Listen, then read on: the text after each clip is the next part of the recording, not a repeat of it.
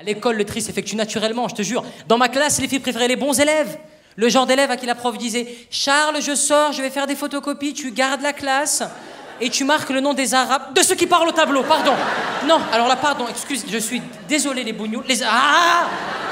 Il m'a traumatisé, moi, ce Charles, parce qu'à chaque fois que mes parents m'engueulaient, ils le prenaient en exemple. Ils étaient là, mais il m'a dit « Mais qu'est-ce que je vais faire de tout ?» Charles, il oublie son livre de maths et son livre de français le même jour? Non, parce que Charles est un élève appliqué, consciencieux et rigoureux. Bon, ma mère, elle parlait pas comme ça, quoi. Non, mais c'est pour éviter le cliché de la mère Robeux, quoi. Tu sais, genre, Charles, elle oblait son livre, Charles.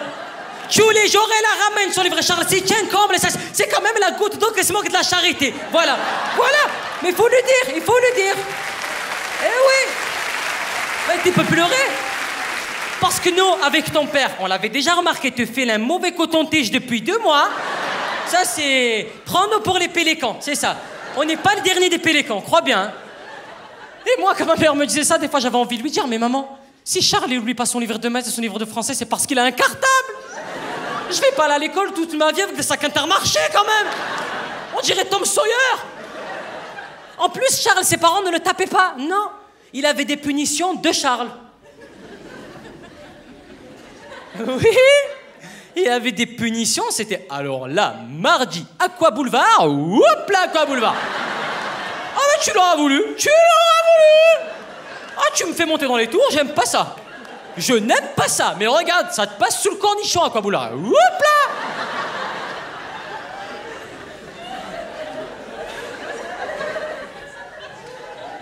C'est génial. C'est prouvé scientifiquement, ça marche. Il y a hop là, sous le cornichon, c'est efficace. Après, je ne veux pas jouer la victime, hein, bien évidemment. Mon père me tapait comme tout le monde, hein, je veux dire... bah ouais, mais qui n'a jamais reçu un coup de couteau de son père? Enfin, c'est la vie, c'est comme ça. Hein, on choisit pas sa famille, on choisit pas son papa. Hein, en plus, moi, mon père, il m'énervait parce qu'il me tapait pas le jour de la bêtise. Non, non. Il jouait sur le suspense. La foudre, elle pouvait tomber à n'importe quel moment, je te jure. T'étais toujours sur tes gardes. Tu marchais, on tapait, t'étais en panique. Malik, ouais. Le jour de la bêtise, il me faisait rien du tout. Il me croisait 15 jours plus tard au détour d'un couloir. Il était là. Des attaques à la Matrix, une djellaba volante. Bah Et avec le temps, il a vu qu'il maîtrisait plus trop le kung-fu, le taekwondo, le jiu-jitsu. Donc, il est passé sur un autre truc, un autre créneau. Il est passé sur la pression psychologique. Mon père, combien de fois il m'a menacé devant tout le monde à la claquette? Les menaces à la claquette, j'en pouvais plus, je te jure, devant tout le monde. Tu connais... J'enlève ou pas? J'enlève. Elle va partir. Il devait y avoir des westerns à l'époque en Algérie avec des darons robeux comme ça. Mais c'était pas des flingues, c'était des claquettes. Mon père aurait fumé Clint Eastwood, c'est sûr. En plus, il me tapait avec tout et n'importe quoi. C'était scandaleux, je te jure, c'était n'importe quoi. Il me tapait avec le premier truc qui lui tombait sous la main. Il était des objets, des trucs fantaisistes. Il pouvait y avoir un fer à repasser à 4000 degrés à côté de lui. Tu crois...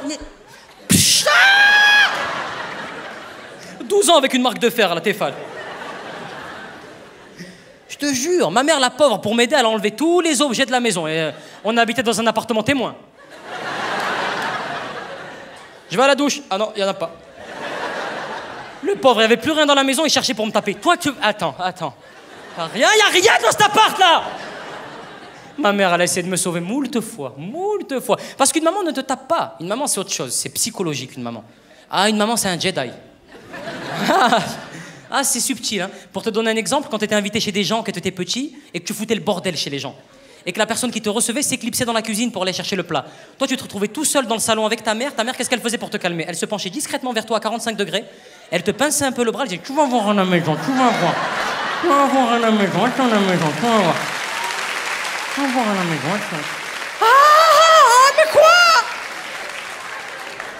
C'est autre chose, hein, ces pincements de bras. Ça met la pression, hein, c'est...